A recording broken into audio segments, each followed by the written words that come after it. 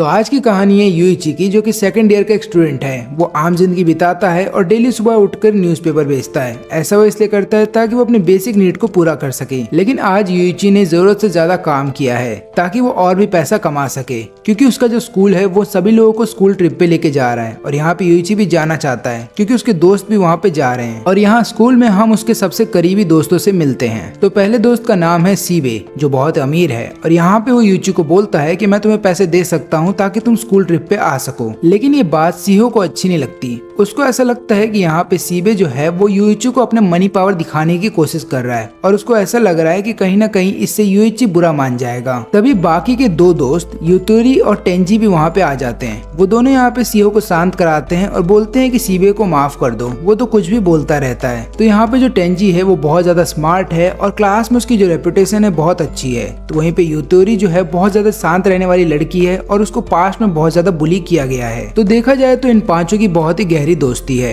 और यहाँ पे यूइची चाहता है कि ये दोस्ती ऐसी ही बनी रहे। लेकिन अगले ही दिन सबको क्लासरूम में पता चलता है कि 2 मिलियन येन जो इन लोगों ने जमा किया था स्कूल ट्रिप के लिए वो चोरी हो गया है। जिसके बाद सीहो क्लास में बोलती है कि जो भी चोर है वो सामने आ जाए और माफी मांग ले, हम उसे माफ कर देंगे। लेकिन ऐसा होता नहीं, क्योंकि जिसने भी चोरी की है वो अपनी आइडेंटिटी खुद से रिवील क्यों करेगा। लेकिन जो सिचुएशन है वो और भी ज्यादा खराब हो जाती है जब सीबे और सीहो दोनों ही स्कूल आना बंद कर देते हैं और काफी दिनों से ये लोग स्कूल नहीं आते हैं। जिसके बाद सभी क्लासमेट्स को ऐसा लग रहा होता है कि इन्हीं दोनों ने चोरी की होगी। फिर एक दिन यूइची को एक लेटर मिलता है उसके घर के बाहर। उस लेटर में लिखा होता है भेजने वाले का नाम और वो होता है सीहो का। उसमें वो लिखती है कि मेरे से स्कूल में आके मिलो। फिर ये भागते हुए उधर पे जाता है। उधर पे ये देखता है कि उसके बाकी के चारों दोस्त भी वहीं पे है और वो सब लोग पूछ रहे होते हैं कि यूइची तुमने हमें यहाँ पे क्यों बुलाया है। लेकिन यहाँ पे फिर सबको पता ये चलता है कि एक्चुअली में किसी ने भी किसी को नहीं बुलाया था। ये तो इनके नाम के लेटर एक दूसरे को दिए गए थे ताकि सब लोग यहाँ पे आ सके। जब तक ये लोग इस चीज का कुछ कर पाते, यहाँ पे यूइची को पीछे से करंट लगता है। जिसके बाद यहाँ पे यूइची बेहोश होने वाला था और वो देखता है कि उसके दोस्तों को कोई किडनैप कर रहा है। अब यूइची जब बेहोश हो जाता है तब वो अपनी माँ को और टीचर को याद कर रहा होता है, जहाँ पे उसके टीचर उसको बता रहे होते हैं कि पैसा इस दुनिया का सबसे इम्पोर्टेंट चीज है और वहीं पे उसकी माँ उसको बताती है कि दोस्त हैं जो सबसे इम्पोर्टेंट है। अब यहाँ पे यूइची को जब होश आता है तो वो देखता है कि उसको और उसके दोस्तों को एक रूम के अंदर बंद रखा गया है और वहाँ पे एक डॉल उनके सामने आता है और इस डॉल को देखते ही यूतोरी समझ जाती है कि ये डॉल का नाम है मनाबू, क्योंकि ऐसा ही एक कैरेक्टर बहुत पहले एनिमेटेड शो में आता था। तभी मनाबू इनको बताता है कि आप सभी लोग पार्टिसिपेट करने वाले हैं एक गेम में और अगर आप गेम जीत जाते हैं तो पर राउंड आपको 2 मिलियन येन दिए जाएंगे और अगर आप ये गेम कंप्लीट करते हैं तो आपको टोटल 20 मिलियन येन दिए जाएंगे और इन्हीं पैसों से तुम्हें अपना कर्जा चुकाना होगा। तब यूइची बोलता है कि हमने तो तुमसे कोई कर्जा नहीं लिया, तो हम ये गेम क्यों खेले। तब मनाबू बताता है कि तुमने नहीं लिया, लेकिन तुम पांचों में से किसी एक ने 20 मिलियन येन लेके रखा है हमसे कर्ज और वो तुम्हें चुकाना होगा। तब यहाँ पे तेंजी बोलता है कि पहली बात तो ये कि तुमने हमें किडनैप कर लिया है, जिसके बाद हम तुम्हारी कंप्लेन कर सकते हैं और ऊपर से तुम्हारे पास क्या एविडेंस है कि हमने तुमसे कोई कर्ज लेके रखा है। तभी मनाबू बताता है कि तुम में से किसी एक ने 2 मिलियन येन पहले डिपॉजिट कर दिए हैं इस गेम को स्टार्ट करने के लिए। और यहाँ पे मनाबू इन सभी लोगों को ये बताने की कोशिश कर रहा होता है कि जिस भी व्यक्ति ने तुम्हें इस गेम के अंदर फंसाया है तुम सबको, उसी ने तुम्हारे स्कूल के पैसों को भी चुराया है। इसके बाद मनाबू बताता है कि तुम लोग चाहो तो गेम से बाहर जा सकते हो,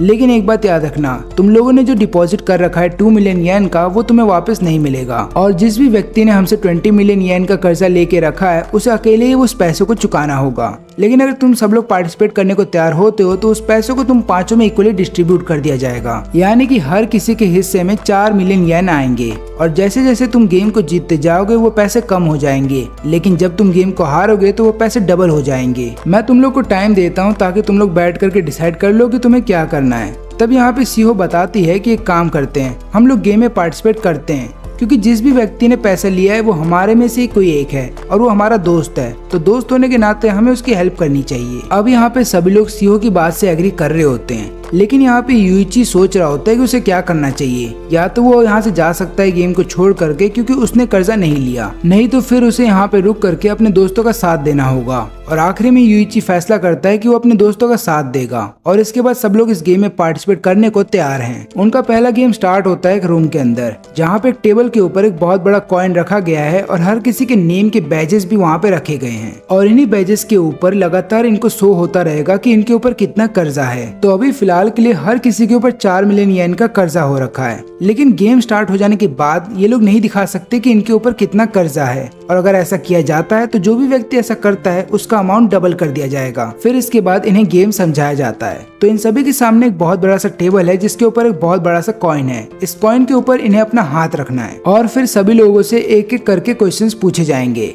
जहाँ पे अगर इन सबको ऐसा लगता है कि इस क्वेश्चन का आंसर यस होना चाहिए तो कॉइन ऑटोमेटिकली यस के ऊपर चला जाएगा।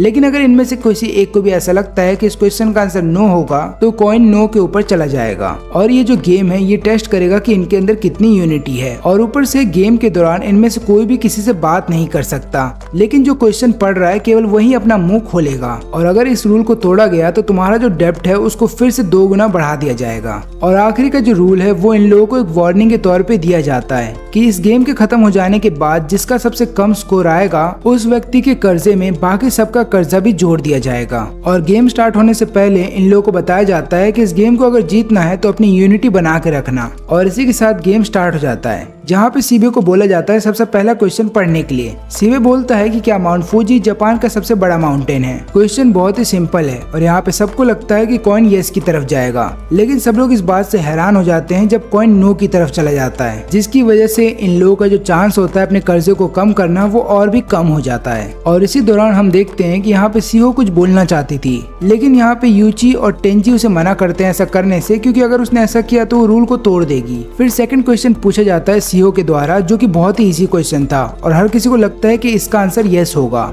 लेकिन तभी कॉइन नो की तरफ चला जाता है। और इस राउंड के बाद ये बात कंफर्म हो जाती है कि इनके बीच में कोई एक ऐसा है जो इन्हें धोखा दे रहा है। और यहाँ पे यूची को ऐसा लगता है कि सीबे वो व्यक्ति है जो इन्हें धोखा दे रहा है। अब ऐसा उसको इसलिए लगता है क्योंकि कुछ दिनों पहले सीबे जाकर के सीओ से मिलता है और उसे प्रपोज करने की कोशिश कर रहा था, लेकिन सीओ इसके लिए मना कर देती है और जब वो जबरदस्ती करता है तो उसे पंच मारती है, जिसके बाद वो उससे बात करना बंद कर देती है। और सीबे फिर लगातार हर किसी को बोल रहा होता है कि प्लीज जाकर के सीओ को मनाओ, लेकिन कोई भी ऐसा कर नहीं रहा था। लेकिन आखिरी में फिर यूची जाता है सीओ के पास और फिर यहाँ पे सीबे की तरफ से बात करता है, लेकिन आखिरी में फिर सीओ मान जाती है और वो उससे बात करने लगती है। लेकिन यहाँ पे यूची को ऐसा लग रहा होता है कि कहीं यही तो कारण नहीं कि सीबे यहाँ पे सबको धोखा दे रहा है और यहाँ पे वो अपना बदला लेना चाहता है। और यहाँ पे गेम में अब तीसरा क्वेश्चन पूछा जाता है टेंजी के द्वारा, और ये क्वेश्चन भी बहुत सिंपल होता है और उसका आंसर भी यस होना था, लेकिन कॉइन नो की तरफ चला जाता है। अब यहाँ पे चौथा क्वेश्चन पढ़ा जाने वाला था यूची के द्वारा, लेकिन यूची देख करके हैरान था कि उसके कार्ड में लिखा हुआ था कि तुम्हें कोई भी क्वेश्चन नहीं दिया जाएगा, तुम चाहो तो खुद का कोई भी क्वेश्चन बना सकते हो। लेकिन तभी यूची का ध्यान जाता है इंस्ट्रक्शंस के ऊपर, जो कि इस पेज के नीचे लिखे हुए थे,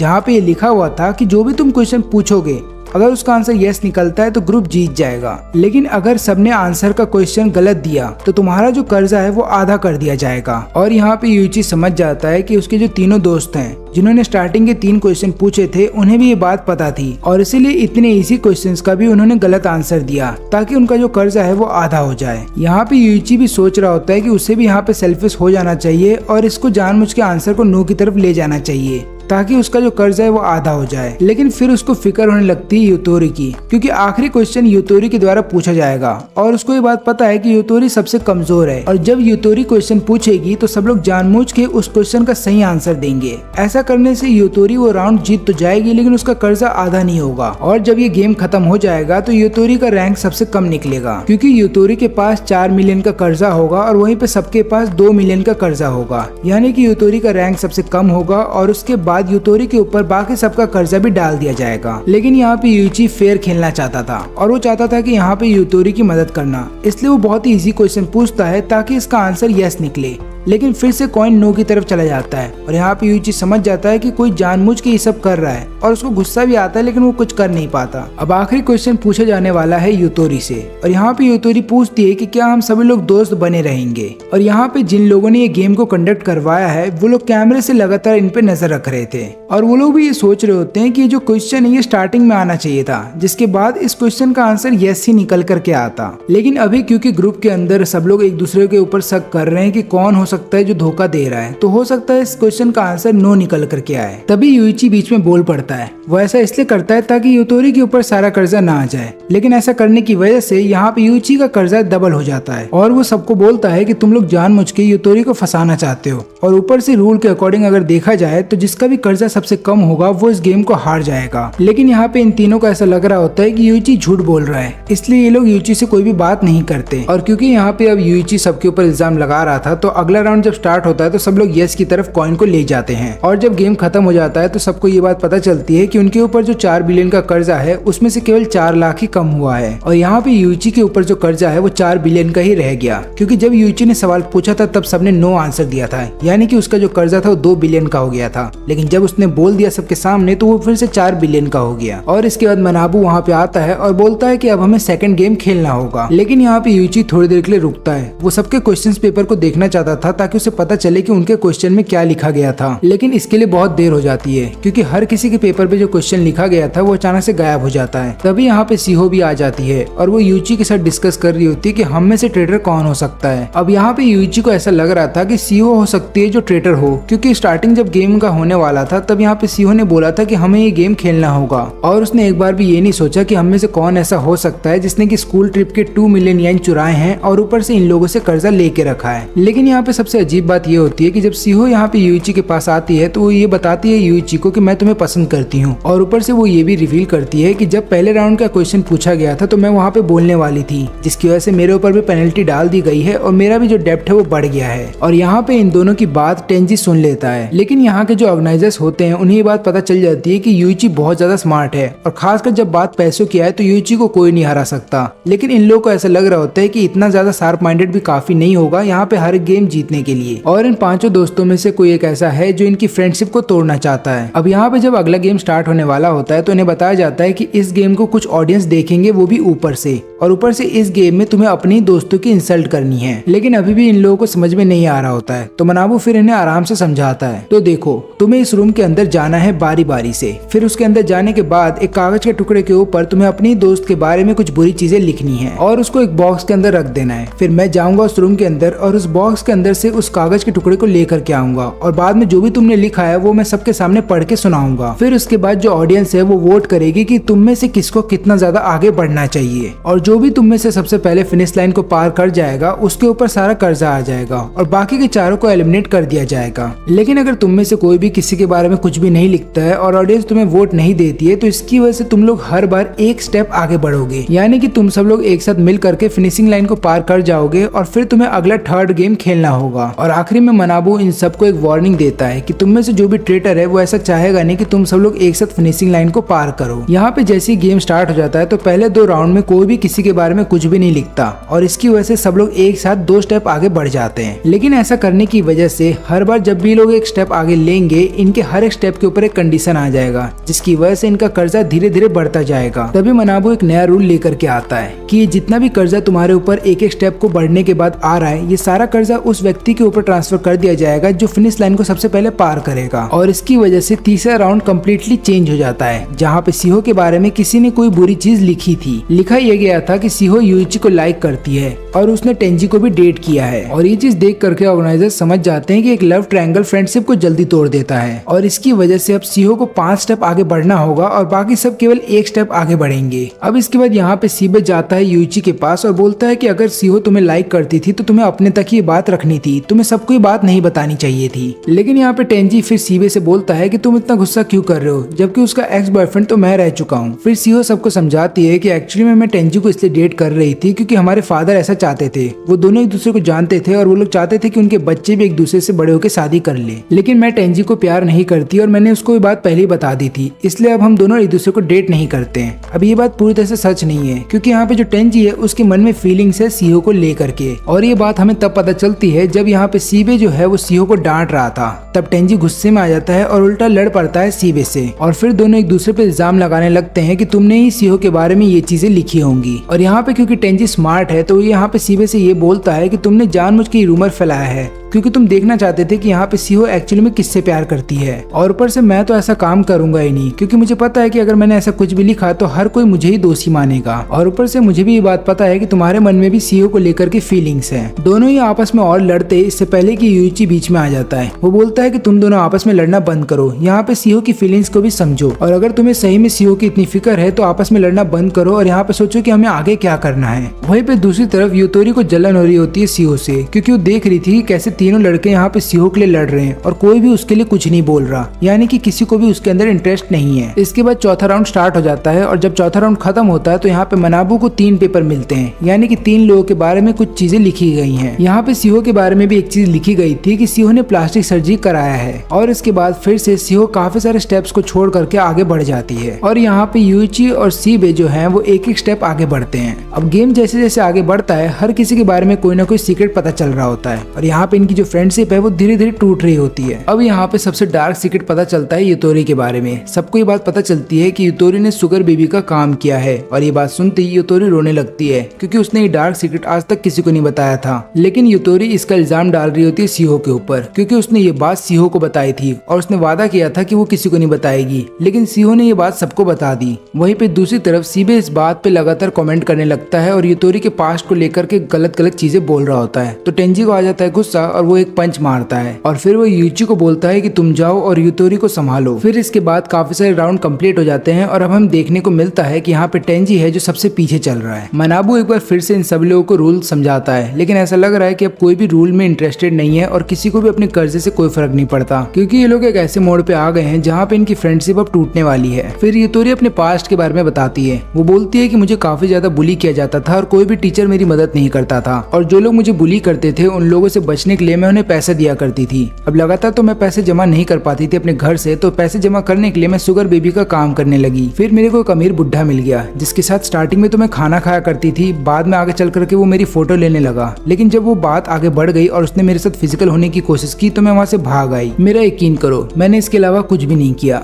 लेकिन जो ऑडियंस थे वो लोग यूतोरी की बात पे यकीन नहीं करते, तो यूतोरी लगातार बोल रही होती है यूइची से कि तुम मेरा यकीन करो, क्योंकि यहाँ पे यूतोरी चाहती थी कि यूइची बस उस पे बिलीव करे, बाकी कोई करे या ना करे उसको इससे कोई फर्क नहीं पड़ता। अब यहाँ पे यूइची सोच रहा होता है कि उसे क्या करना चाहिए, क्योंकि अगर उसने यूतोरी का साथ यहाँ पे छोड़ दिया तो वो अकेले पड़ जाएगी। और यहाँ पे जो ऑर्गेनाइजर्स होते हैं वो लोग आपस में बात कर रहे होते हैं कि ह्यूमंस की सबसे घटिया चीज यही होती है, उनका खुद का अगर डार्क सीक्रेट किसी को नहीं पता चला है तो उनको ऐसा लगता है कि वो लोग सबसे ज्यादा प्योर हैं, और वो लोग ऐसे लोगों को डांट सकते हैं जिनका सीक्रेट सबको पता चल गया है। फिर इसके बाद यूइची यूतोरी से बोलता है कि मैं तुम्हारे पास्ट को एक्सेप्ट करता हूँ और मैं वादा करता हूँ कि मैं तुम्हारा साथ नहीं छोड़ूंगा। इसके बाद यूइची यहाँ पे यूतोरी के कान में कुछ बोलता है, लेकिन वो किसी को सुनाई नहीं देता और उसको बोलता है कि मुझ पर ट्रस्ट करो। लेकिन यहाँ पे जो ऑर्गेनाइजर्स हैं उनको ये लगता है कि अगर यहाँ पे यूइची यूतोरी को माफ कर दे रहा है तो इसका मतलब यूइची का भी एक पास्ट है जो उसने किसी को नहीं बताया। लेकिन यहाँ पे जो यूतोरी है वो लगातार यूइची से बोलती है कि मुझे कहीं दूर लेके चलो, मुझे सीहो के पास नहीं रहना। अब यहाँ पे सीहो बताती है कि मुझे उसकी स्टोरी के बारे में इसलिए पता है क्योंकि मैंने यूतोरी की मदद की थी जब काफी सारे लोग उसको एक जगह घेर के खड़े थे और मैंने उसको वहां से बचाया था, और तब उसने मुझे अपने पास्ट के बारे में बताया था, लेकिन मैंने उसको वादा किया था कि मैं उसके पास्ट के बारे में किसी को नहीं बताऊंगी। अब यहाँ पे ऑर्गेनाइजर्स समझ जाते हैं कि जो ट्रेटर इनके बीच में रह रहा है उसको पैसे से कोई मतलब नहीं। इसका मतलब ये है कि वो चाहता था कि सब लोग अलग अलग हो जाएं और वैसा ही हो रहा है। अब हमें एक फ्लैशबैक दिखाया जाता है जहाँ पे जो कल्प्रेट है वो इन्हीं का दोस्त है। वो जा रहा होता है यहाँ पे 2 मिलियन येन चुराने के लिए जो इन लोगों ने स्कूल ट्रिप के लिए बचा के रखे थे, और तभी ये यूतोरी से टकरा जाता है जहाँ पे इसके आंख के नीचे हल्का सा चोट लग जाता है और वहाँ पे एक स्कार बन जाता है। इस व्यक्ति को ये बात भी पता होती है कि सीहो ने प्लास्टिक सर्जरी क्यों करवाया था, क्योंकि सीहो के चेहरे पे एक निशान आ गया था जब वो बचपन में छोटी थी, और यही कारण था कि उसने आगे चल करके प्लास्टिक सर्जरी करवाई थी। और इसी ने यूतोरी का सीक्रेट सबको बताया था, क्योंकि यहाँ पे इसने सीहो को एक कीचेन दे रखा था जिसके अंदर एक माइक लगा था, लेकिन ये बात सीहो को नहीं पता थी, और सीहो जिसके साथ भी बात करती और किससे क्या बात करती ये सारी चीजें इसको पता चलती। और ये कोई और नहीं बल्कि टेंजी है, क्योंकि यहाँ पे इसके भी आंख के नीचे चोट लगी हुई है, और टेंजी ने ऐसा इसलिए किया था ताकि वो सीहो को सबसे अलग कर दे और उसके बाद सीहो उसकी लाइफ में वापस आ जाए। यहाँ पे सीहो लगातार टेंजी को समझा रही होती है कि उसने यूतोरी का सीक्रेट सबको नहीं बताया, और यहाँ पे टेंजी ऐसा नाटक कर रहा होता है कि हाँ मैं तुम्हारी बात पे यकीन करता हूँ, क्योंकि टेंजी ही था जिसने हर किसी को धोखा दिया है। और अब तक टोटल 5 सीक्रेट हैं जो पता चले हैं हर किसी के बारे में, उसमें से 3 टेंजी ने खुद लिखे हैं। और यहाँ पे अब यूतोरी सीहो के ऊपर ट्रस्ट नहीं करती, तो अब टेंजी सोचती सोचता है कि उसको सीहो के साथ भी यही करना चाहिए, यानी कि उस सीहो को इस बात पे यकीन दिलाएगा कि युतोरी ने खुद ही अपना सीक्रेट सबके सामने रिवील किया, ताकि वो तुमको दिखा सके कि तुम सबसे बुरी हो और बाद में यूची के करीब चली जाए। टेंजी को ये बात भी पता होती है कि यहाँ पे यूची जो है वो युतोरी का साथ ही देगा जब उसका सीक्रेट सबके सामने आ जाएगा, तब वो ये मौका देख करके सीहो के और भी करीब जाने की कोशिश करेगा। तभी मानाबू बोलता है कि हमें गेम को कंटिन्यू करना चाहिए और यहाँ पे यूची फिर टेंजी से बोलता है कि तुम जाओ इस बार पहले। टेंजी को ये बात पता होती है कि वो सबसे आखिरी में है और अगर वो लगातार आखिरी में रहेगा तो हर किसी को उसी पे शक होगा, तो वो अपने ही बारे में कुछ डार्क सीक्रेट्स यहाँ पे लिख देता है नोट के ऊपर, ताकि किसी को भी उस पे शक ना हो। जब टेंजी वापस आता है तो वो देखता है कि यहाँ पे यूची ने थप्पड़ मार दिया है सीहो को, क्योंकि यहाँ पे सीहो लगातार यूची से बोल रही होती है कि युतोरी ने अपना ही सीक्रेट यहाँ पे खुद रिवील किया है ताकि वो तुम्हें अपना बना सके। टेंजी को ऐसा लग रहा होता है कि अब उसका प्लान बहुत ही आराम से काम कर जाएगा, क्योंकि अब दोनों लड़कियों का एक दूसरे पे ट्रस्ट हट चुका है। और यहाँ पे सीहो लगातार यूची से बोल रही होती है कि जब लड़की को कोई लड़का पसंद आ जाता है तो उसको पाने के लिए वो काफी सारे गंदे काम भी कर सकती है। अब यहाँ पे सीहो जस्टिफाई करती है अपनी प्लास्टिक सर्जरी को और बताती है कि मैंने ऐसा क्यों किया था, लेकिन ये सब जान लेने के बावजूद भी यूची उसका साथ नहीं देता। वो युतोरी के साथ ही खड़ा होता है और उसका साथ निभा रहा होता है और यहाँ पे सीहो को ऐसा लगता है कि अब उसके साथ कोई भी नहीं है। तब ये मौका देख करके टेंजी समझ जाता है कि अब दोनों लड़कियां एक दूसरे पे ट्रस्ट नहीं करती और ऊपर से अब यहाँ पे यूची भी जो है वो सीहो पे ट्रस्ट नहीं करता। इसी बात का फायदा उठा करके टेंजी जाता है सीहो के पास और बोलता है कि मैं तुम्हारे साथ हूँ, और यहाँ पे सीहो को भी अच्छा लगता है कि कम से कम टेंजी है जो उसके साथ है। फिर इसके बाद बाकी चार भी उस रूम के अंदर जा करके वापस आ जाते हैं, लेकिन इस बार केवल 2 ही पर्चे थे जिनके अंदर किसी के बारे में लिखा गया था। पहला सीक्रेट तो इतना ज्यादा खास था नहीं, लेकिन दूसरा सीक्रेट ये था कि टेंजी का एज हम सबसे ज्यादा है और ये बात टेंजी ने खुद लिखा था। फिर टेंजी सबको समझाता है कि मैंने एक क्लास 2 बार रिपीट किया था और यही कारण है कि मेरी उम्र तुम सबसे ज्यादा है, लेकिन मैं तुम्हारे साथ पढ़ रहा हूँ। अब यहाँ पे टेंजी बोलता है कि ये बात केवल सीहो को ही पता थी और वो उसका सारा ब्लेम सीहो के ऊपर डाल रहा होता है। टेंजी ऐसा इसलिए करता है ताकि सीहो को ये लगने लगे कि अगर टेंजी ने उसका साथ छोड़ दिया तो फिर उसका साथ निभाने के लिए कोई नहीं आएगा। अब इसके बाद सीहो इन सबसे और आगे चली जाती है और यहाँ पे सीहो जब एक और कदम लेती है तो उसको एक नया रिवॉर्ड मिलता है। इस रिवॉर्ड के मिल जाने के बाद सीहो यहाँ पे किसी एक को चुन सकती है जिसका सीक्रेट सबके सामने बताया जाएगा, लेकिन यहाँ पे उस व्यक्ति का सीक्रेट किसी और के द्वारा नहीं बल्कि गेम कंडक्ट करवा रहे लोगों के द्वारा बताया जाएगा। और फिर इसके बाद ऑडियंस डिसाइड करेगी कि उस व्यक्ति को माफ करना है या नहीं। अब ये बात सुनते ही टेंजी डर जाता है, क्योंकि यहाँ पे उसको ऐसा लग रहा होता है कि सीहो उसी को चुनेगी, क्योंकि यहाँ पे सीहो केवल उसी को ट्रस्ट करती है और अगर ऐसा हुआ तो सबको पता चल जाएगा कि 2 मिलियन येन किसी और ने नहीं बल्कि टेंजी ने चुराए थे और ऊपर से इन सबको गेम के अंदर भी टेंजी लेकर के आया है। तभी बीच में सीबे आ जाता है और सीहो को बोलता है कि मुझे चुनो। अब यहाँ पे वो ऐसा इसलिए करता है ताकि सीहो के मन में वो अपनी जगह बना सके और यहाँ पे सीहो को इम्प्रेस किया जा सके। फिर गेम के द्वारा ये रिवील किया जाता है कि सीबे के जो फादर है वो बहुत ही करप्ट पर्सन है और ऊपर से उन्होंने काफी सारी लड़कियों के साथ काम भी किए हैं और ऊपर से उन्होंने काफी सारे मर्डर केस को छुपाने की कोशिश की है। अथॉरिटीज ये बात अच्छे से जानते हैं कि कोई भी पेरेंट्स नहीं चाहेंगे कि उनका बच्चा किसी क्रिमिनल के बच्चे के साथ खेले और यहाँ पे ऐसा ही होगा। इसका मतलब ये कि अब कोई भी सीबे का साथ नहीं देना चाहेगा। अब टेंजी इस बात का फायदा उठाता है और सबको बोलने लगता है कि कोई भी सीबे का साथ मत देना, क्योंकि हो सकता है कि सीबे भी एक क्रिमिनल हो लेकिन उसके फादर ने ये बात छुपा दी है और इसके बाद सीबे बहुत अकेला पड़ जाता है। अब कोई भी उसका साथ देने को तैयार नहीं है और यहाँ पे ऑडियंस को भी ये लगता है कि सीबे के बारे में जो चीजें बोली गई हैं वो सही हैं। फिर इसके बाद सीबे 9 स्टेप्स आगे आ जाता है और यहाँ पे सीओ के बगल में खड़ा हो जाता है। फिर इसके बाद अगला राउंड स्टार्ट होने वाला होता है और यहाँ पे टेंजी सोचता है कि अब वो इस राउंड में सब चीज खत्म कर देगा, लेकिन जैसे ही ये राउंड खत्म होता है तब यहाँ पे मानवू बताता है कि केवल एक ही आदमी के बारे में एक डार्क सीक्रेट लिखा गया है और वो है सीबे के बारे में, जहाँ पे लिखा ये गया है कि सीबे ने एक आदमी का खून कर दिया है। टेंजी भी इस बात से हैरान था क्योंकि उसने ये बात नहीं लिखी थी और वो यही सोच रहा होता है कि ऐसा लिख कौन सकता है। अब यहाँ पे वो ज्यादातर तो कुछ नहीं बोलता क्योंकि उसको ऐसा लगता है कि अगर वो कुछ बोलेगा तो सबसे पहला शक उसी पे चला जाएगा, लेकिन तभी उसकी नजर जाती है यूइची पे और वो समझ जाता है कि ये काम किसी और का नहीं बल्कि यूइची का है। अब यहाँ पे सीबे लगातार समझाने की कोशिश कर रहा होता है कि उसने किसी का खून नहीं किया और उसके बारे में ये जो चीज लिखी गई है ये झूठ है। यहाँ पे टेंजी को भी ये बात पता होती है कि सीबे जैसा एक लड़का किसी का खून नहीं कर सकता और यूइची ने जानबूझ के उसके बारे में ये झूठ लिखा है। फिर सीबे यहाँ पे जाता है मानबू के पास और उसको बोलता है कि ये झूठ लिखा गया है, इसलिए तुम्हें उसको पनिश करना होगा जिसने मेरे बारे में झूठ लिखा है। यहाँ पे मानबू बताता है कि मैं ऐसा कर तो सकता हूँ, लेकिन रूल्स के मुताबिक अगर देखा जाए तो तुम्हें सबसे पहले साबित करना होगा कि तुमने किसी का खून नहीं किया है। सीबे बोलता है कि एक काम करो, मेरा क्रिमिनल रिकॉर्ड चेक कर लो, लेकिन मानबू बताता है कि ऐसा नहीं हो सकता क्योंकि हो सकता है तुम्हारे फादर ने तुम्हारा क्रिमिनल रिकॉर्ड साफ कर दिया हो। अब यहाँ पे मानबू बोलता है ऑडियंस को कि आप लोग क्या सोचते हैं, और यहाँ पे क्योंकि ऑडियंस को यही लगता है कि सीबे ने सही में खून किया होगा तो यहाँ पे सीबे का पॉइंट्स बढ़ जाता है। फिर यूइची जाता है सीबे के पास और बोलता है कि मुझे तुम पे ट्रस्ट है, और फिर वो ये भी रिवील करता है कि जो हम में से ट्रेटर है वही सबके सीक्रेट चुपके से लिख रहा है, और गेम के स्टार्टिंग से ही वो हम लोगों से झूठ बोलता आ रहा है। लेकिन अभी यूइची उसके बारे में नहीं बता सकता क्योंकि उसको भी पूरी तरह से नहीं पता कि उनमें से ट्रेटर कौन है। यहाँ पे टेंजी थोड़ी देर के लिए घबरा जाता है, लेकिन उसको ऐसा लगता है कि यूइची ऐसे ही बोल रहा है, मतलब उसको भी पूरी तरह से कंफर्म नहीं है कि ट्रेटर कौन है। फिर यहाँ पे यूइची रिवील करता है कि अगर हम एक साथ लगातार आगे बढ़ते रहते तो इससे हमारा जो कर्ज है वो बढ़ जाता,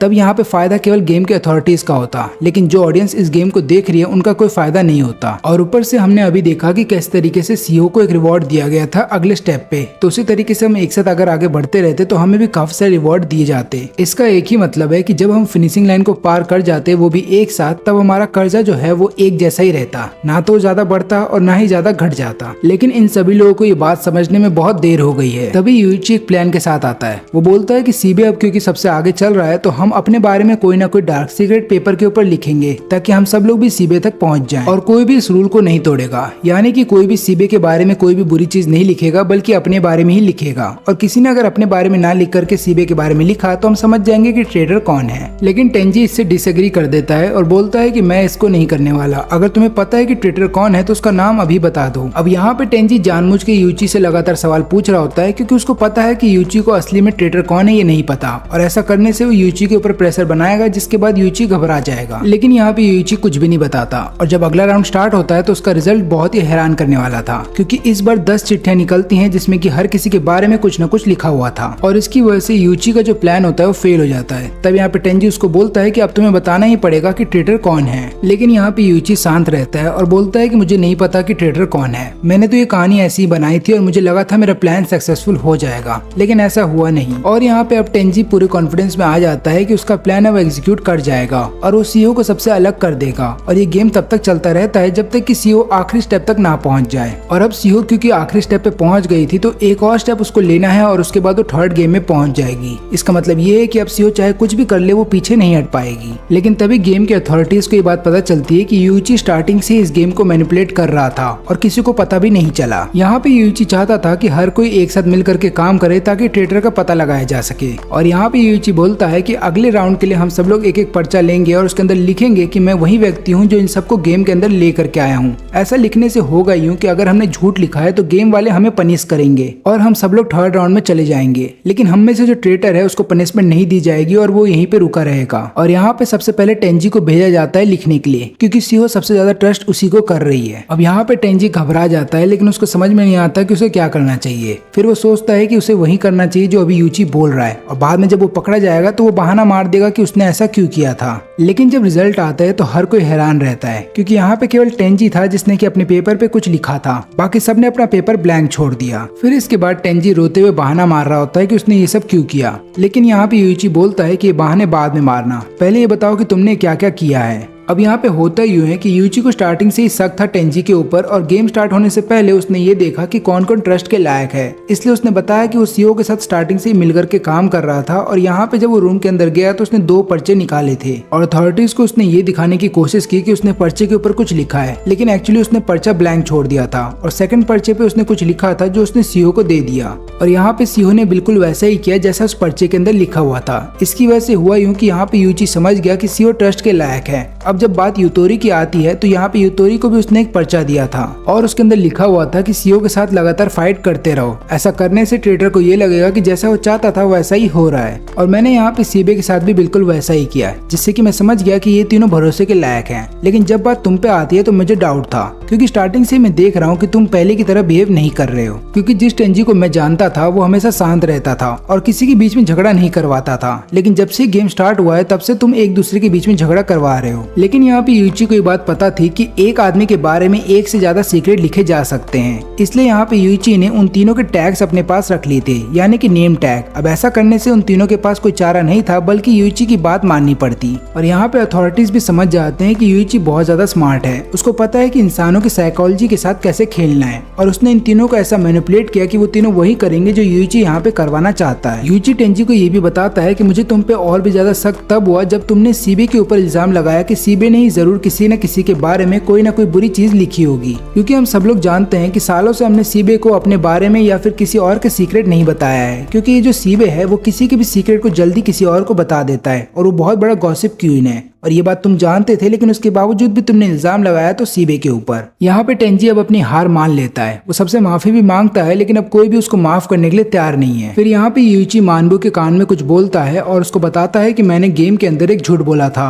और उस पनिशमेंट के तौर पे मैं ये चाहता हूँ कि मुझे थर्ड गेम के अंदर अकेले भेज दिया जाए। फिर ये लोग चेक करते हैं कि यूइची ने जो कहा है वो सही है या फिर गलत, और यहाँ पे वो लोग मान जाते हैं यूइची को थर्ड राउंड में अकेले भेजने के लिए। यूइची बताता है कि मैंने झूठ ये बोला था कि सीबे ने किसी का खून किया है, जबकि उसने नहीं, मैंने 3 लोगों का खून किया है। अथॉरिटीज को भी बात पता चलती है कि हाँ सही में यूइची ने 3 लोगों का खून किया है। यहाँ पे यूइची का प्लान ये था कि वो तीसरे राउंड में अकेले जाएगा और आगे चल करके इन्वेस्टिगेट ये करेगा कि इस गेम के पीछे असल में कौन लोग हैं, और यहाँ पे वो अपने दोस्तों को अपने साथ नहीं ले जाना चाहता था। सभी को यकीन नहीं होता कि यूइची ऐसा कुछ कर सकता है, लेकिन यहाँ पे मनाबू बताता है कि यूइची ने सही में लोगों का खून किया है। सभी लोग झगड़ रहे होते हैं आपस में कि यूइची ऐसा कर सकता है या नहीं, लेकिन यहाँ पे यूइची सोच रहा होता है कि उसकी माँ ने उससे झूठ बोला था कि दोस्ती पैसे से ज्यादा कीमती होती है। लेकिन अब यूइची को ऐसा लगता है कि दोस्ती एक बोझ से ज्यादा नहीं है, और वो तीसरे राउंड में अकेले जाना चाहता था ताकि वो अपने दोस्तों को बचा सके। अब जैसे ही यूइची कूदने वाला था तभी टेंजी बोलता है कि मैंने भी एक झूठ बोला है, मैंने सबके सामने बोला कि मेरे अंदर फीलिंग्स है सीओ को लेकर के, लेकिन ऐसा कुछ भी नहीं है, जबकि मैं यहाँ पे यूइची को चाहता हूँ। फिर इसके बाद वो यूइची को किस करता है और दोनों ही तीसरे राउंड में चले जाते हैं। टेंजी को अलाउ तो कर दिया जाता है तीसरे राउंड के लिए, लेकिन यहाँ पे ये लोग अब टेंजी के ऊपर और भी ज्यादा नजर रखेंगे,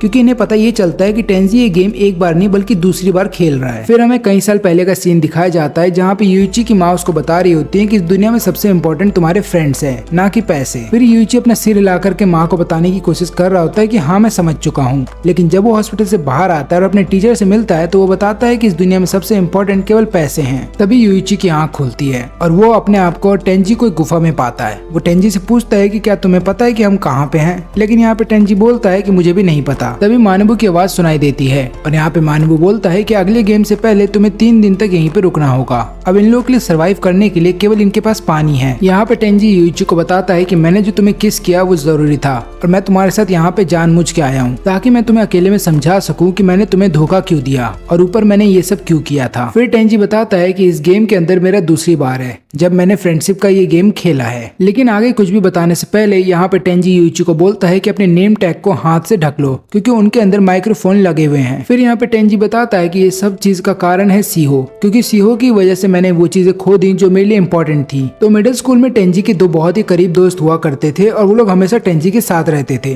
फिर यहाँ पे टेंजी डिसाइड करता है कि वो जितने ही पैसे बचाएगा उनसे वो एक बिजनेस खोलेगा, और उस बिजनेस के अंदर ये अपने दोनों दोस्तों को भी शामिल करना चाहता था। टेंजी के दोस्तों को भी इस बात पे हैरानी हुई जब टेंजी ने बोला कि मैं अपने पैसे से बिजनेस खोलना चाहता हूँ और उसमें तुम लोग को भी शामिल होना है। यहाँ पे उनको लगा कि टेंजी अपना पैसा हम पे क्यों बर्बाद करेगा, लेकिन यहाँ पे टेंजी बताता है कि जब तक हम तीनों साथ में हमें कोई नहीं रोक सकता। लेकिन इसके 1 साल के बाद वहाँ पे सीहो का भी ट्रांसफर हो जाता है और इन लोगों का बिजनेस बहुत ही अच्छा चल रहा था। लेकिन तभी टेंजी के दोनों दोस्त उससे पूछते हैं कि क्या तुम सीहो को डेट कर रहे हो, और यहाँ पे टेंजी उनको सारी बात बता देता है कि कैसे हमारे पेरेंट्स चाहते थे कि हम एक दूसरे से शादी कर ले, लेकिन ऐसा हो नहीं पाया। अब ये सुन लेने के बाद से ही इनके बिजनेस में जितना ही पैसा इन लोगों को मिलता था ये लोग आपस में बांट लिया करते थे, और इन लोगों ने डिसाइड किया था कि जब ये लोग हाई स्कूल पहुंच जाएंगे तो ये लोग अपना पैसा डिसाइड करेंगे कहाँ पे इन्वेस्ट करना है, और 20 साल के होने से पहले जिस भी व्यक्ति ने सबसे ज्यादा पैसा बनाया होगा वही कंपनी का प्रेसिडेंट बनेगा। लेकिन चीजें अचानक से बदल जाती हैं जब ये लोग बोलते हैं कि प्रेसिडेंट जो होगा वो जाकर के सीहो को कन्फेस करेगा कि वो उससे प्यार करता है। टेंजी समझ जाता है कि इनकी दोस्ती टूटने वाली है, लेकिन यहाँ पे टेंजी को ऐसा लगता है कि ये सभी काम फ्यूचर में होगा, इसलिए यहाँ पे टेंजी इनको कुछ भी नहीं बोलता। फिर इसके कुछ दिन बाद इन्हें फिर से इसी गेम के अंदर ला करके पटक दिया जाता है और यहाँ पे इन्हें ये बात पता चलती है कि इनमें से किसी एक ने इन लोगों से 10 मिलियन येन का कर्जा लेके रखा है। तीनों ही इस गेम को हार जाते हैं, लेकिन यहाँ पे टेंजी के कंधों के ऊपर 20 मिलियन येन का कर्जा आ जाता है और टेंजी को बोला जाता है कि तुम बाहर जाकर के इस गेम के बारे में किसी को नहीं बताओगे। फिर टेंजी जब अपने दोस्तों से पता करता है तो उसे पता ये चलता है कि उसके एक दोस्त ने 10 मिलियन येन लिए थे ताकि वो सीहो के लिए गिफ्ट खरीद सके। लेकिन यहाँ पे टेंजी ये जान करके भी किसी को कुछ नहीं बता सकता क्योंकि उसको डर था कि गेम कहीं उसकी जान न ले ले। फिर इसके कुछ दिन बाद टेंजी के दोनों दोस्तों ने किसी और जगह एडमिशन ले लिया और दोनों ही सिटी से बाहर चले गए और यहाँ पे सीहो लगातार और प्रेशर बना रही है टेंजी के ऊपर।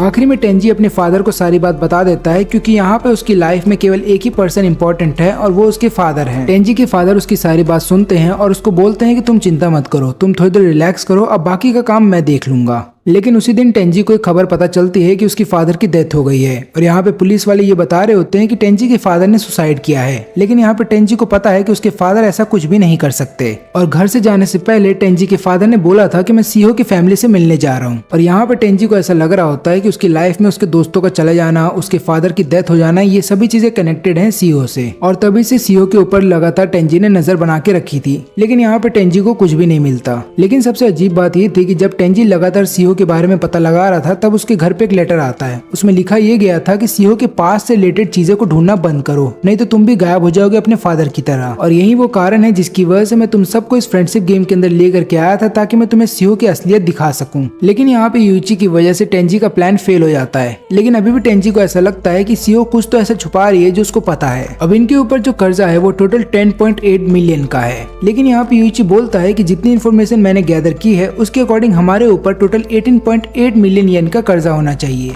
इसका मतलब ये है कि किसी ने अपने अमाउंट के साथ छेड़छाड़ की है। अब यहाँ पे यूइची को समझ में नहीं आ रहा था कि टेंजी को कैसे पता चल गया कि हम सबका 18.8 मिलियन येन का कर्जा होना चाहिए। ये लोग फिर से अपना सारा डेब्ट जो है कैलकुलेट करने लगते हैं और इन्हें पता चलता है कि इतना सारा कैलकुलेशन करने के बाद वो भी सेकंड गेम के बाद भी 4 मिलियन येन कम पड़ रहे हैं, यानी कि अभी भी किसी ने हमसे झूठ बोला है। फिर टेंजी बताता है कि हो सकता है सीहो ने हमसे झूठ बोला हो, उसके ऊपर जो कर्जा है वो ज्यादा है लेकिन उसने हमें कम बताया। यूइची बोलता है कि अगर सीहो ने मुझसे झूठ बोला है तो वो पक्की एक प्रोफेशनल लायर है। लेकिन यहाँ पे यूइची अभी भी टेंजी पे यकीन नहीं कर सकता, वो भी खासकर सेकंड गेम के बाद। यहाँ पे यूइची को ऐसा लगता है कि उसके दोस्तों का जो ग्रुप है वो कुछ नहीं बस एक स्ट्रेंजर्स का ग्रुप है, क्योंकि कोई भी किसी के बारे में कुछ भी नहीं जानता। और यहाँ पे टेंजी भी बोलता है कि मुझे भी तुम्हारे बारे में ये बात नहीं पता थी कि तुमने किसी का खून किया है, लेकिन मैं यहाँ पे तुम्हारा पीछा इसलिए कर रहा हूँ क्योंकि मुझे अपने फादर का बदला लेना है और मैंने देखा है कि तुम कितने ज्यादा स्मार्ट हो, क्योंकि सेकंड गेम में स्टार्टिंग से ही तुम पूरा गेम कंट्रोल कर रहे थे। और फिर यूइची को भरोसा दिलाने के लिए टेंजी यहाँ पे अपना नेम टैग दिखा देता है। वो दिखाता है कि उसके ऊपर कितना कर्जा है, लेकिन क्योंकि उसने अपना नेम टैग दिखा दिया तो उसको पनिशमेंट के तौर पे उसका कर्जा डबल हो जाता है। फिर यहाँ पे टेंजी झुकते हुए माफी भी मांगता है यूइची से और बोलता है कि प्लीज मेरा इस्तेमाल करो लेकिन मुझे किसी तरीके से अपने साथ रखो।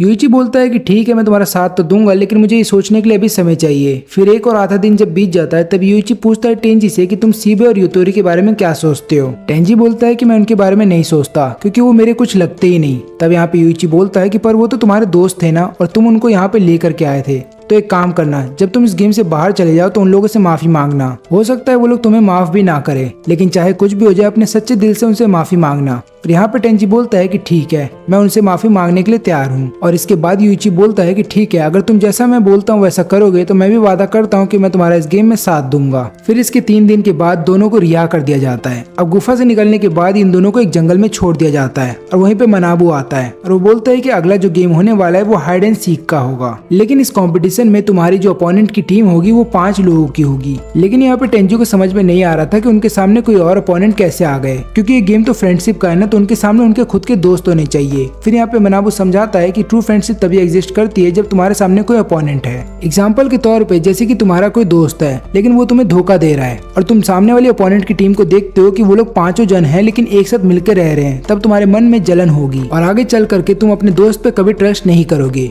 और इस गेम का मेन मकसद भी यही है। इस गेम के अंदर ये देखा जाएगा कि तुम अपने दोस्त पे कितना ज्यादा ट्रस्ट करते हो, चाहे कुछ भी हो जाए तुम्हें अपना ट्रस्ट नहीं खोना है। तो गेम बहुत ही सिंपल है, तुम दोनों टीम में से कोई भी एक प्लेयर जा करके छुप जाएगा और उसको ढूंढने की जिम्मेदारी अपोनेंट की टीम की होगी। और यहाँ पे उस टीम के पास डिसएडवांटेज होगा जिसके पास कम प्लेयर्स हैं, लेकिन जिस टीम के पास ज्यादा प्लेयर्स हैं उनके पास एडवांटेज रहेगा। मनाबू एक और नया रूल इंट्रोड्यूस करता है जहाँ पे बोलता है कि कोई भी टीम का प्लेयर चाहे तो अपने अपोनेंट की टीम के साथ जा करके जुड़ सकता है और यहाँ पे जो भी प्लेयर दूसरी टीम में जा करके शामिल होगा उसका जितना भी कर्ज आए वो भी खत्म हो जाएगा।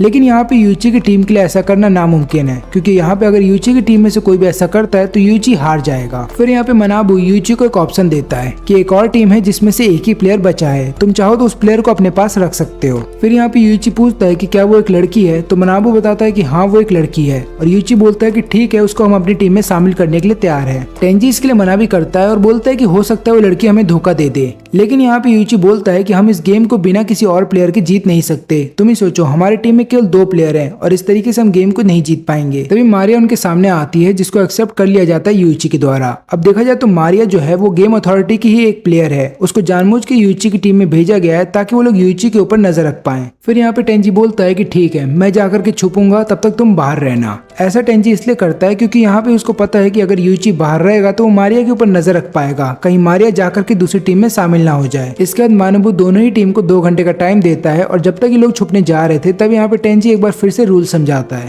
पहला ये कि तुम अपने अपोनेंट की टीम में से किसी को भी मार के या धमका करके ये बात नहीं पता कर सकते कि उनका प्लेयर कहाँ पे छुपा हुआ है। दूसरा ये कि जो भी प्लेयर छुपेगा वो एक जगह से दूसरी जगह मूव नहीं कर सकता जब तक कि ये गेम खत्म ना हो जाए, और अगर किसी भी टीम ने ये रूल को तोड़ दिया तो वो टीम तुरंत हार जाएगी और उनके ऊपर जो कर्जा है वो डबल कर दिया जाएगा। इन सभी लोगों को एक फोन दिया जाएगा ताकि ये लोग अपने प्लेयर के साथ कम्युनिकेट कर पाए, और ऊपर से जंगल के बीचों बीच खाना रखा गया है ताकि उस प्लेयर तक ये लोग खाना पहुंचा सके जो प्लेयर छुपने गया है। लेकिन इसके अलावा सबसे इम्पोर्टेंट रूल ये है कि जो भी बंदा छुपने जाएगा उसके पास एक बटन होगा, और अगर उसको ऐसा लग रहा है कि उसके टीम वाले उसको नहीं ढूंढ पा रहे या फिर उस तक खाना नहीं पहुंचा पा रहे हैं तो वो चाहे तो क्विट कर सकता है, और अगर उसने ऐसा किया तो उसकी पूरी टीम भी हार जाएगी। अब यहाँ पे यूइची टेंजी के लिए एक जगह ढूंढ लेता है जहाँ पे वो छुप सकता है, और क्योंकि यहाँ पे यूची अभी तक से मारिया पे पूरी तरह से भरोसा नहीं करता तो उन लोगों ने मारिया को काफी दूर खड़ा रखा है ताकि मारिया ये जगह ना देख ले। अब यहाँ पे यूची पूछता है टेंजी से कि तुम्हारी तबीयत कैसी है, क्योंकि यहाँ पे यूची को ऐसा लग रहा होता है कि टेंजी कब तक इस जगह पे भूखा रह पाएगा। टेंजी बोलता है कि तुम मेरी फिक्र मत करो, मैं वादा करता हूँ कि मैं इस बटन को कभी प्रेस नहीं करूंगा क्योंकि मुझे तुम पे भरोसा है। और यहाँ पे यूची बोलता है कि ठीक है, मैं वादा करता हूँ कि मैं तुम्हारे लिए वापस यहाँ पे जरूर आऊंगा। इसके बाद यूची वहाँ से चला जाता है और 2 दिन बीत जाते हैं, लेकिन अभी भी यूची एक बार भी टेंजी से मिलने के लिए नहीं आया। जब से गेम स्टार्ट हुआ है तब से ही टेंजी ने कुछ भी नहीं खाया, और ऊपर से 2 दिन और बीत चुके हैं लेकिन उसने कुछ भी नहीं खाया। इसके अलावा उसने पानी तक भी नहीं पिया है, और यहाँ पे टेंजी अब शक कर रहा होता है कि क्या यूची उसके लिए सही में आएगा भी या नहीं। टेंजी ये भी सोच रहा होता है कि हो सकता है यूची ने अपने साइड बदल लिया हो, यानी कि वो दूसरी टीम में जाकर के मिल गया हो, लेकिन अगर ऐसा होता तो ये गेम वहीं पे खत्म हो जाता। यहाँ पे टेंजी ये भी सोचता है कि हो सकता है यूची मुझे जानबूझ के टॉर्चर कर रहा है, क्योंकि प्रीवियस गेम में जो भी मैंने उन लोगों के साथ किया वो उसका बदला लेना चाहता है। इसके बाद टेंजी यूची को कॉल करता है, लेकिन यहाँ पे यूची नहीं उठाता बल्कि अपोनेंट टीम के प्लेयर्स उठाते हैं, और वो यहाँ पे टेंजी को बताते हैं कि यूची हमारे साथ आराम से बैठकर खाना पानी खा रहा है और वो मौज मस्ती कर रहा है, उसको तुम्हारी कुछ भी नहीं पड़ी। अगर उसको तुम्हारी पड़ी होती तो अब तक तुम्हें ढूंढने जाता, लेकिन उसने एक बार भी तुम्हें ढूंढने की कोशिश नहीं की है,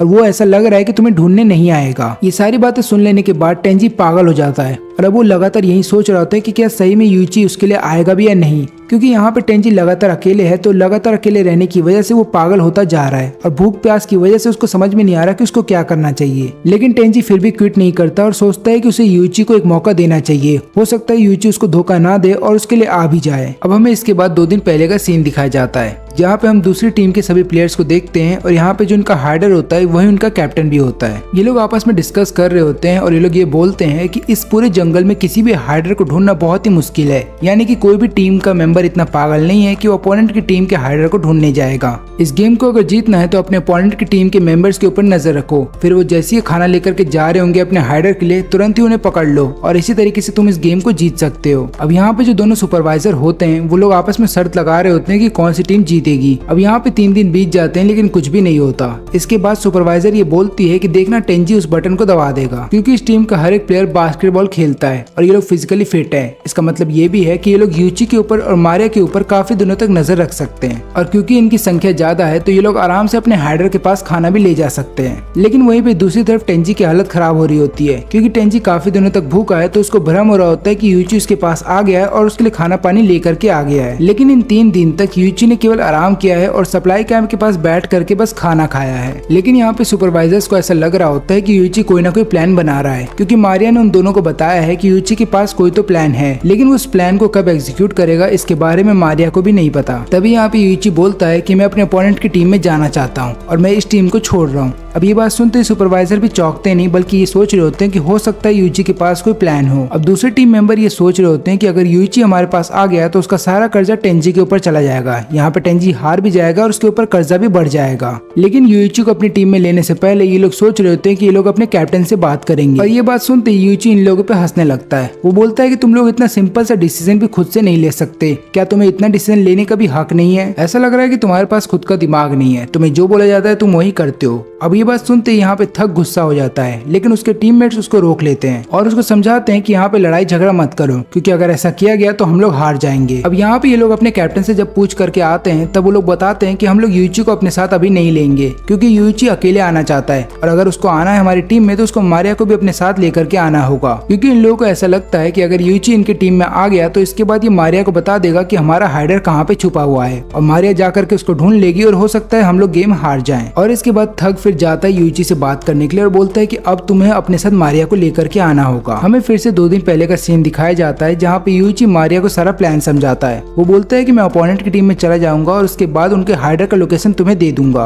और तुम उसको ढूंढ लेना, लेकिन हो सकता है मेरा ये प्लान फ्लॉप हो जाए। अब इसके बाद यूइची एक और प्लान बताता है मारिया को। अब ये प्लान सुन लेने के बाद मारिया भी सोचती है कि जितना मैंने सोचा था यूइची उससे ज्यादा स्मार्ट है। अब यहाँ पे हम प्रेजेंट में देखते हैं जहाँ पे यूइची थक के ऑफर को रिजेक्ट कर देता है और बोलता है कि नहीं, अब मैं तुम्हारे साथ टीम अप नहीं करना चाहता। और इसके अलावा यूइची यहाँ पे 2 दिन तक खाली बैठा हुआ नहीं था, वो बल्कि यहाँ पे इसलिए बैठा था ताकि वो अपोनेंट की टीम के बारे में और भी ज्यादा इन्फॉर्मेशन निकाल सके। अब अगले दिन जब अपोनेंट की टीम के 2 मेंबर चले जाते हैं हाइडर को खाना देने के लिए, वहीं पे 2 प्लेयर रुक जाते हैं यहाँ पे यूइची के ऊपर नजर रखने के लिए। लेकिन तभी इन दोनों में से एक बंदा चला जाता है मारिया के पीछे और यहाँ पे थग रुक जाता है यूइची के लिए। यहाँ पे यूइची थग से बात करता है और बोलता है कि तुम्हारी टीम कितना अच्छा काम करती है, लेकिन यहाँ पे थग ऐसा नहीं मानता, क्योंकि स्टार्टिंग में जब थग बास्केटबॉल टीम के अंदर था तो उसने कई बार ऐसा काम किया जिसकी वजह से कैप्टन को काफी ज्यादा चोट लगी और इसी हादसे के बाद से थग ने अपने आप को काफी ज्यादा इम्प्रूव किया है। फिर यहाँ पे यूइची पूछता है कि तुम में से किसने कर्जा लिया था जिसकी वजह से तुम्हें इस गेम के अंदर आना पड़ा, लेकिन इससे पहले थग कुछ बोल पाता उसका साथी वहाँ पे आ जाता है और बोलता है काम करो थग, तुम यहाँ से कहीं दूर चले जाओ। थग सोचता है कि उसे मारिया के ऊपर नजर रखना चाहिए तो वो वहीं पे चला जाता है। वो देखता है कि मारिया वहाँ पे नहीं है और वो डर जाता है। उसे ऐसा लगता है कहीं मारिया अपने हाइडर को खाना देने तो नहीं चली गई, लेकिन मारिया कहीं जाती नहीं बल्कि वहाँ पे कपड़ा बदल रही थी और जैसे ही थग उसे देख लेता है वो शर्माते हुए वहाँ से भागने लगता है। इसके बाद थग अपने ही साथी से बहस कर रहा होता है कि एक काम करो, तुम मारिया के ऊपर नजर रखो, मैं यूइची के ऊपर नजर रखूंगा।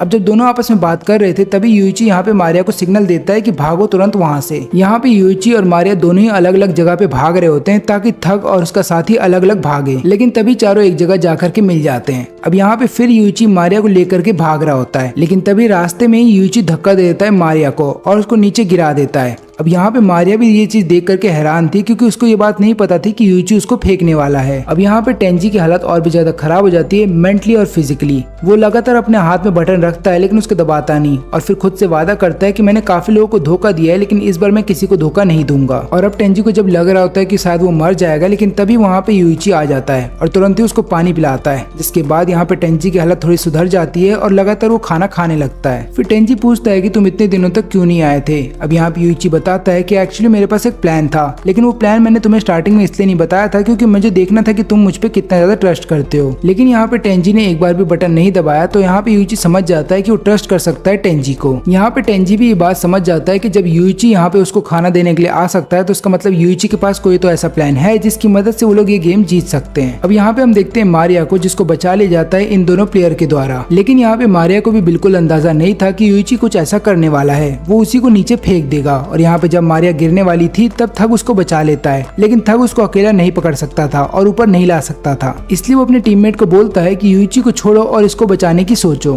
टेंजी को भी यहाँ पे यूइची का सारा प्लान पता चल जाता है, लेकिन वो पूछता है कि अगर तुम्हारा आइडिया काम नहीं करता तो तुम क्या करते।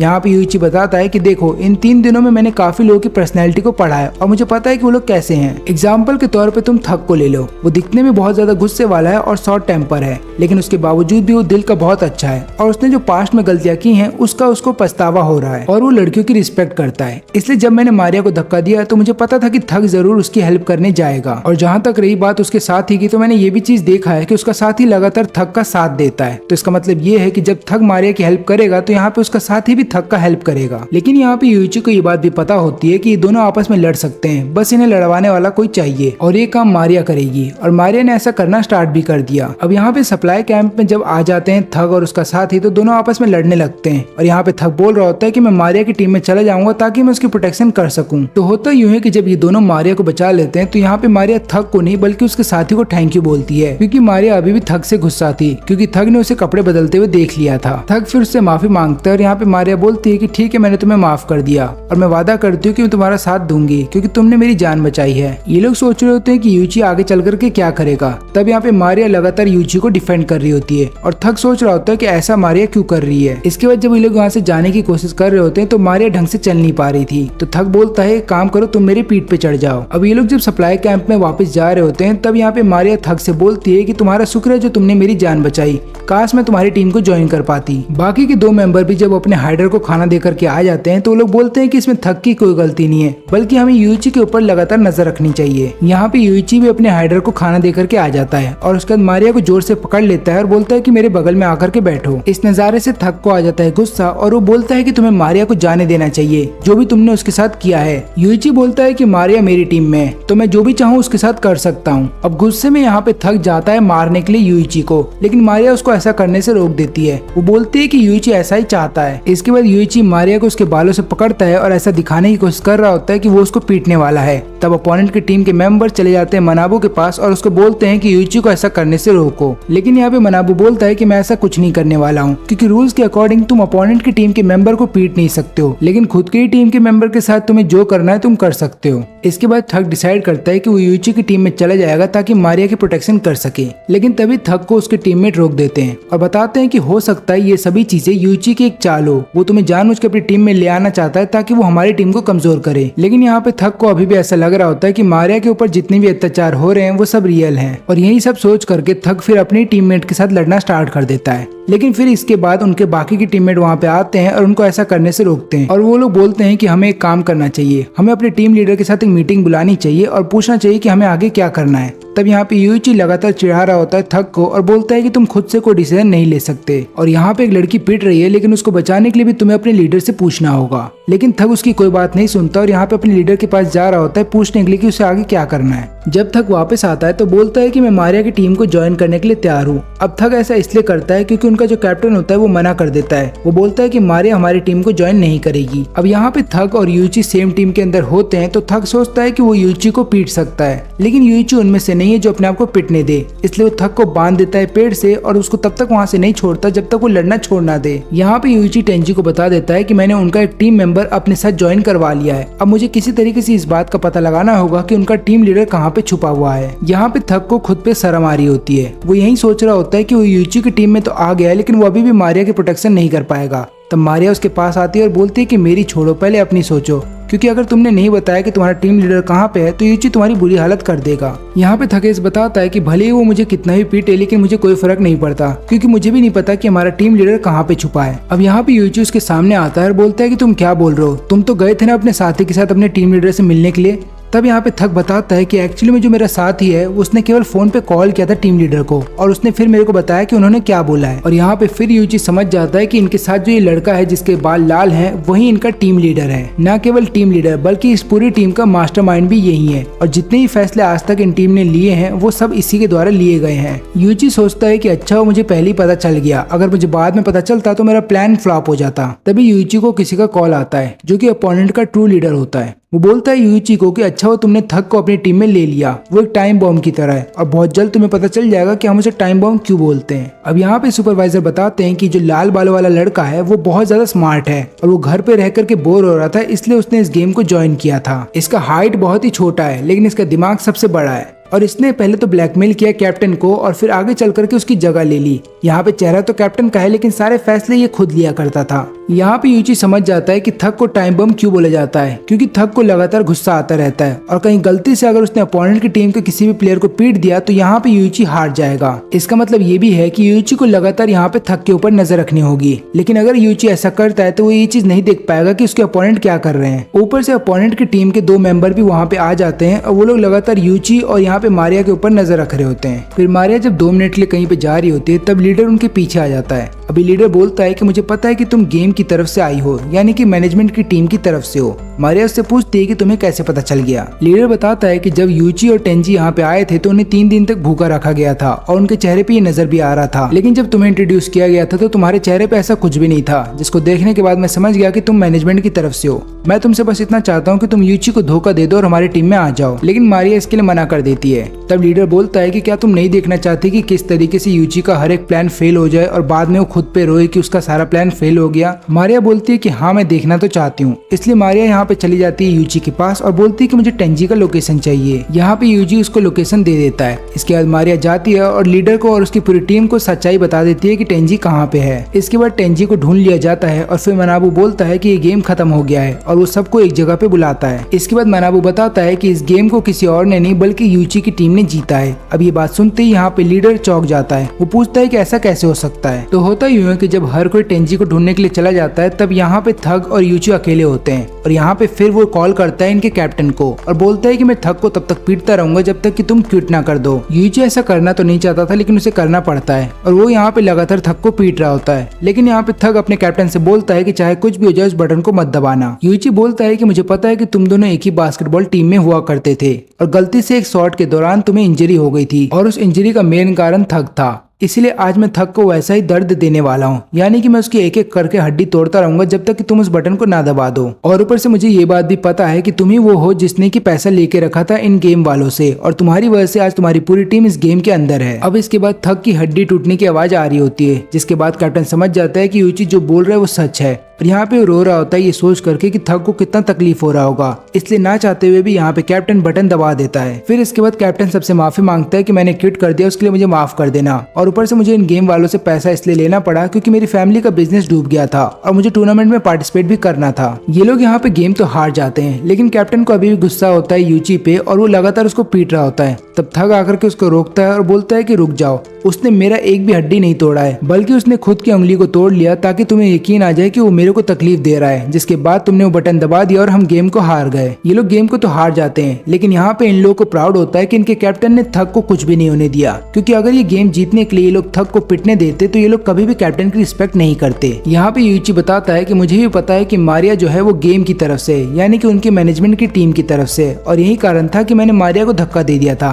क्योंकि मुझे पता था कि उसको कोई ना कोई तो बचाने के लिए आ ही जाएगा। फिर यहाँ पे टेंजी जब यूची को लेकर के जा रहा था तब वो यही सोच रहा होता है कि यहाँ पे यूची ने भले ही काफी सारी डर्टी ट्रिक का इस्तेमाल किया है, लेकिन उसने अपोनेंट की टीम की दोस्ती नहीं तोड़ी और ऊपर से भले ही उसने थग की एक भी उंगली को नहीं तोड़ा और यहाँ पे कैप्टन को मजबूर कर दिया बटन दबाने के लिए। लेकिन अगर कैप्टन थोड़ा सा टाइम और लेता बटन को दबाने के लिए तो हो सकता था यहाँ पे थग सही में टॉर्चर होता। इसके बाद चौथे राउंड में थोड़ा टाइम होता है तो मनाबू बोलता है कि अभी के लिए हम तुम्हें बाहर जाने दे रहे हैं, लेकिन तुम्हें इस गेम के बारे में किसी को नहीं बताना है और अगर तुमने ऐसा किया तो तुम्हें इसका परिणाम झेलना होगा। अब इसके बाद यूची और टेंजी डिसाइड करते हैं कि वो लोग सीओ को ढूंढेंगे। वो लोग जब अपने क्लास में वापस आते हैं तो वहाँ पे केवल यूटोरी होती है। वो बोलती है कि मुझे तुम दोनों को देख के अच्छा लगा, अच्छा हो तुम लोग बहुत ही जल्द उस गेम से वापस आ गए हो। ये लोग पूछते हैं कि सीओ कहाँ पे है, तो यहाँ पे यूटोरी बताती है कि सीओ पता नहीं कहाँ चली गई है और काफी दिनों से स्कूल नहीं आ रही है। यूची को ऐसा लगता है कि मुझे उसकी सच्चाई पता चल गई है, इसलिए वो यहाँ से भाग गई। तो होता यूँ है कि जब सेकंड गेम के बाद ये तीनों वापस से क्लास के अंदर आते हैं तो क्लास का हर एक व्यक्ति यहाँ पे सीओ के ऊपर इल्जाम लगाता है। वो बोलता है कि तुम ही हो जिसने हमारे पैसे चुराए हैं, क्योंकि हमने कहा था कि हम बैंक में ट्रांसफर कर देंगे, लेकिन तुमने कहा कि नहीं, कैश में तुम्हें पैसे चाहिए और तुम वो पैसे अपने पास रखोगी।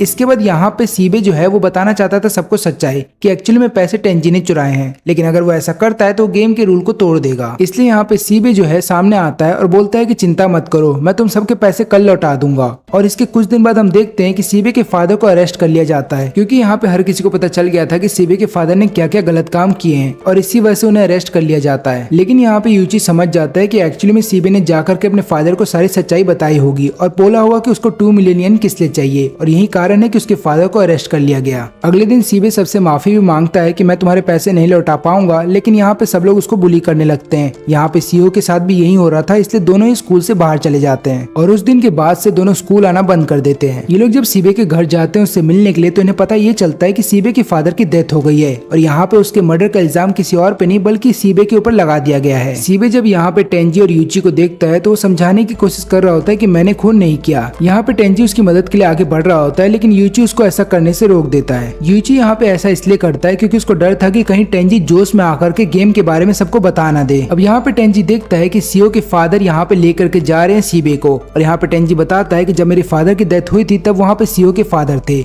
यानी कि इन दोनों का शक अब और भी ज्यादा यकीन में बदल जाता है कि सीओ के फादर भी इस गेम में इन्वॉल्व हैं। जब यहाँ पे सीओ के फादर जा रहे होते हैं तो यूची को धमकी देते हैं और बोलते हैं कि ज्यादा इस गेम के बारे में पता करने की कोशिश मत करो, नहीं तो ऐसा करोगे तो हो सकता है तुम्हारे करीबी लोग मारे जाएं। यूची बोलता है कि पहली बात तो ये कि मेरे आगे पीछे कोई नहीं है और मेरी लाइफ में ऐसा कोई नहीं है जो मेरे लिए इम्पोर्टेंट है, इसलिए तुम्हारी ये धमकी मेरे ऊपर काम नहीं करेगी। इसके बाद यूटोरी उन दोनों के पास आती है और बोलती है कि मुझे तुमसे बात करनी है, लेकिन यहाँ पे यूची उसको डांटते हुए बोलता है कि पहली बात तो ये कि तुम अपने डिसीजन खुद क्यों नहीं ले सकती हो और तुम्हें हर बार हमारी हेल्प की जरूरत क्यों पड़ती है। ऐसा लग रहा है तुम हमारी दोस्त नहीं बल्कि हम पे एक बोझ बन गई हो। फिर यहाँ पे यूची जब टेंजी के साथ घर पे बैठा होता है तो उसको समझाता है कि मैंने जो भी यूटोरी को बोला वैसा बोलना जरूरी था, इससे होगा यूं कि यूटोरी हमसे दूर रहेगी और सेफ रहेगी, नहीं तो उसकी जान को भी खतरा हो सकता है। तभी यूची को एक अननोन नंबर से कॉल आता है और वो यहाँ पे यूची को बोलता है कि हमने यूटोरी को किडनैप कर लिया है और तुम्हें यहाँ पे आना होगा। अगर तुम यहाँ पे आते हो और मेरा मनपसंद गेम खेलते हो तो हम तुम्हें टॉर्चर करेंगे, लेकिन अगर तुम नहीं आते हो तो हम यहाँ पे यूटोरी को टॉर्चर करेंगे और याद रखना कि तुम अपने साथ किसी को लेकर के नहीं आ सकते और अगर तुमने ऐसा किया तो यहाँ पे यूटोरी को उसकी सजा भुगतनी पड़ेगी। फिर यूची को आता है गुस्सा और वो बोलता है कि चाहे कुछ भी हो जाए यूटोरी के साथ कोई भी गलत काम मत करना, क्योंकि अगर तुमने ऐसा किया तो मैं तुम्हारी जान ले लूंगा। यूची जब इनके बताए हुए जगह पे पहुंचता है तो वो देखता है कि वहाँ पे काफी सारे लोग हैं जो घेर के खड़े हैं यहाँ पे यूटोरी को। इसके अलावा वो देखता है कि उनके में एक ऐसा आदमी है जिसने की मानबू का मास्क पहना हुआ है और इस आदमी का नाम है कुरोकी। यूची जब वहाँ पे आ जाता है तो वो कुरोकी से बोलता है कि अब तुम यूटोरी को जाने दो। कुरोकी बोलता है कि पहली बात तो ये कि मैंने तुम्हें यहाँ पे बुलाया है, न कि तुमने मुझे यहाँ पे बुलाया, इसलिए जैसा मैं बोलूंगा वैसा होगा और ऊपर से मुझे तुम्हारे काफी सारे सीक्रेट्स पता है जो मैं सबको अगर बता दूं तो सोचो तुम्हारा इमेज क्या रहेगा। यहाँ पे यूची नहीं चाहता था कि उसकी सीक्रेट के बारे में सबको पता चल जाए, इसलिए वो बोलता है कुरोकी से कि ठीक है मैं तुम्हारा गेम खेलने के लिए तैयार हूँ। कुरोकी फिर गेम समझाता है। वो बोलता है कि इस गेम में टोटल 3 राउंड होंगे जहाँ पे हर राउंड में तुम्हें फिजिकली टॉर्चर किया जाएगा, लेकिन यहाँ पे यूटोरी चाहे तो उस पनिशमेंट को खुद के ऊपर ले सकती है। लेकिन यहाँ पे यूटोरी को जब टॉर्चर किया जाएगा तो उसमें दर्द कम होगा, लेकिन जब यूटोरी को टॉर्चर किया जाएगा तो तब तुम बीच में नहीं बोल सकते। अगर तुमने ऐसा किया तो तुम दोनों को ही टॉर्चर किया जाएगा। तो देखा जाए तो यहाँ पे यूटोरी के ऊपर सारा फैसला है कि वो खुद को चुनती है टॉर्चर के लिए या फिर यूची को। तो पहला राउंड स्टार्ट होता है जहाँ पे एक बहुत ही हट्टा कट्टा आदमी उन्हें पंच मारेगा। अगर यूटोरी खुद को चुनती है इस टॉर्चर के लिए तो उसे केवल एक ही पंच मारा जाएगा, लेकिन अगर वो यूची को चुनती है तो यूची को टोटल 3 पंच मारे जाएंगे। लेकिन अगर यूटोरी यहाँ पे कुछ भी नहीं बोलती तो लास्ट में यूची को ही टॉर्चर किया जाएगा। अब यहाँ पे जब यूटोरी से पूछा जाता है कि तुम किसको चाहती हो टॉर्चर करना, खुद को या फिर यूची को, लेकिन यहाँ पे यूटोरी कोई जवाब नहीं दे रही थी। फिर यहाँ पे यूची उसको सिग्नल करता है बॉडी के जरिए कि मैं इस टॉर्चर को झेल लूंगा। यहाँ पे कुरोकी बोलता है कि भले ही तुमने बात नहीं की लेकिन तुमने अपनी बॉडी का इस्तेमाल किया, इसलिए अब टॉर्चर तुम्हें झेलना होगा। इसके बाद यूची को लगातार 3 पंच मारे जाते हैं, लेकिन यहाँ पे यूची सोचता है कि ये पंच बहुत ही हल्के थे क्योंकि कैप्टन ने जो पंच मुझे मारा था वो अलग ही लेवल का था। इसके बाद यूटोरी बोलती है कि चिंता मत करो, सेकंड वाला टॉर्चर मैं अपने ऊपर झेल लूंगी। तभी कुरोकी जो है यूटोरी का हाथ टेबल के ऊपर रखता है और बोलता है कि इस वाले टॉर्चर के अंदर तुम्हारे नेल्स को उखाड़ा जाएगा।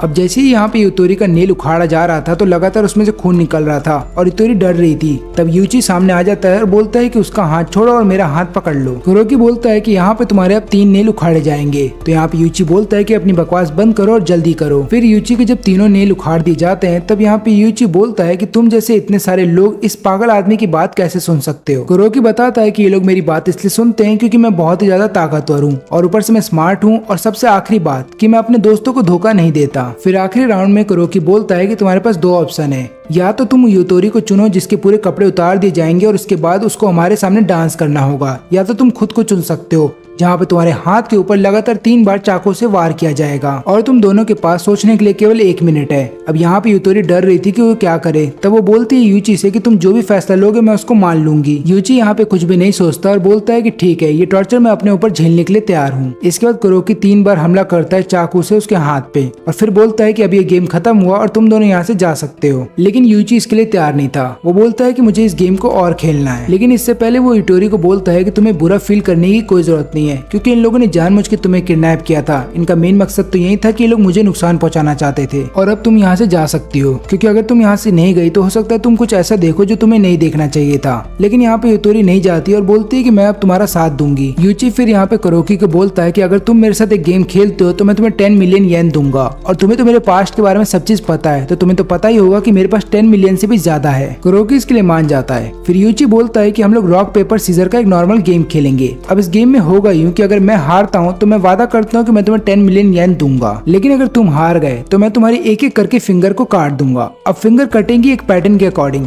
जैसे कि अगर तुम्हारा सीजर आया तो तुम्हारी 2 फिंगर काटी जाएंगी, अगर तुम्हारा पेपर आया तो तुम्हारी 5 फिंगर काटी जाएंगी, और अगर तुम्हारा रॉक आया तो तुम्हारा कुछ भी नहीं काटा जाएगा। लेकिन यहाँ पे यूची के हाथ पे बैंडेज बंधा हुआ है। इसका मतलब ये है कि यूची केवल रॉक का इस्तेमाल कर सकता है या फिर पेपर का, और ये बात कुरोकी समझ जाता है और उसको ऐसा लगता है कि ये गेम बहुत ही सिंपल होगा और वो आराम से हर एक गेम जीत जाएगा। यहाँ पे यूची ये भी बोलता है कि अगर यहाँ पे कुरोकी गेम को जीत गया तो वो उसके सभी टीममेट्स को भी पैसा देगा, और वो लोग फिर यहाँ पे कुरोकी को बोल रहे होते हैं कि तुम्हें ये गेम खेलना चाहिए। फिर कुरोकी गेम स्टार्ट होने से पहले पूछता है कि क्या होगा अगर हम दोनों के बीच में टाई हो गया, जैसे कि मैंने रॉक निकाला तुमने भी रॉक निकाला।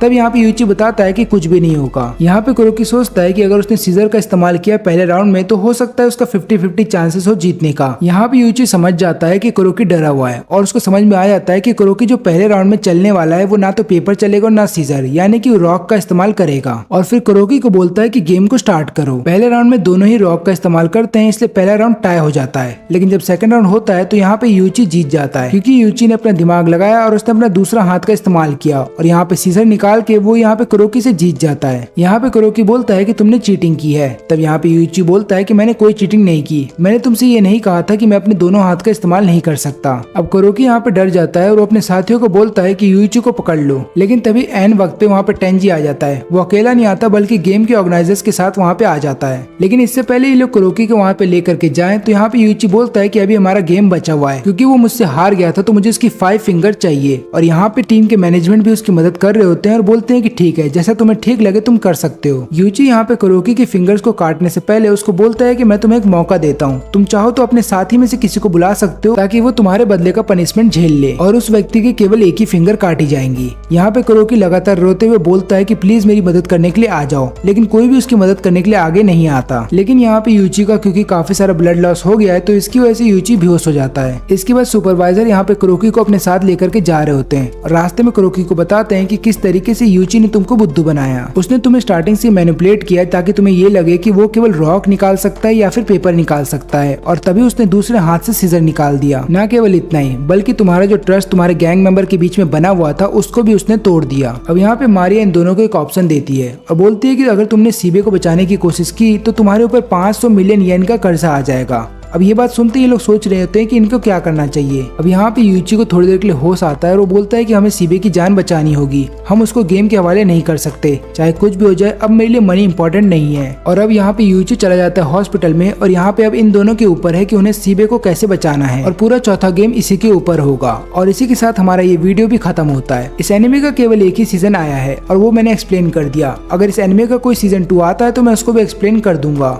लेकिन तब तक के लिए अगर आपको वीडियो अच्छी लगी हो तो लाइक करें और चैनल को सब्सक्राइब करें, और अगर आपने वीडियो आखिरी तक देखा है तो आप सभी का धन्यवाद।